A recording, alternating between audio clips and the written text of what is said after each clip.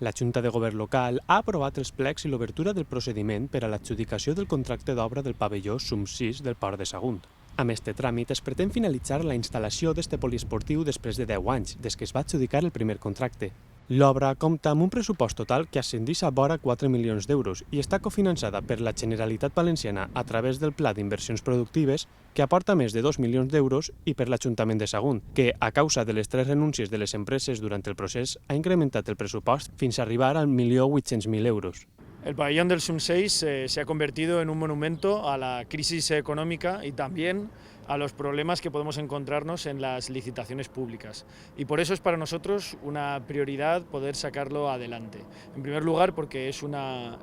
instalación, unas infraestructuras deportivas que son necesarias para la ciudad, pero también porque ha pasado a ser uno de esos proyectos que llevamos esperando en la ciudad durante demasiado tiempo. Por eso, durante esta legislatura va a ser una prioridad y esperamos que en pocos meses podamos hablar ya de ese inicio de las obras que es tan esperado para la finalització i la conclusió d'este gran projecte. Des que s'adjudicara l'obra per primera vegada a l'abril de 2011, el projecte del pavelló SUM6 ha patit diferents problemes que han impedit la seva finalització, com ara 3 renúncies de les empreses adjudicatàries. Després de l'última decisió de la Junta de Govern local d'aprovar els plecs, s'obrirà de nou un procediment per a l'adjudicació del contracte d'obra del pavelló que comptarà amb un termini d'execució previst de 18 mesos a comptar a partir de l'endemà de la signatura de l'acta de comprovació de replanteig.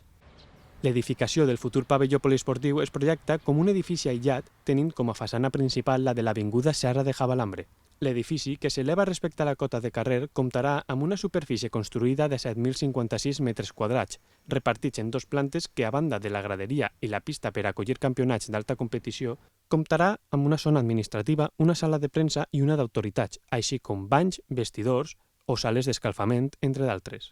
L'aforament serà de més de 2.100 places fixes i 28 per a persones amb mobilitat reduïda i, en una segona fase, es preveu la instal·lació d'unes grades telescòpiques en els 2 costats llargs de la pista que sumaran 544 places més, amb la qual cosa el pavelló tindrà una capacitat total per a 2.728 persones. Sobre els dubtes que planteja l'estat actual de l'edifici, el passat novembre una empresa externa hi va fer una anàlisi estructural i proves de diversos elements i va concloure que no hi ha dubtes respecte de la seguretat estructural de la part construïda. Per tant, segons s'informa el delegat de Contractació i Esports, Javier Raro, els treballs previs només han de consistir a adreçar l'espai amb l'eliminació de restolls i pintades.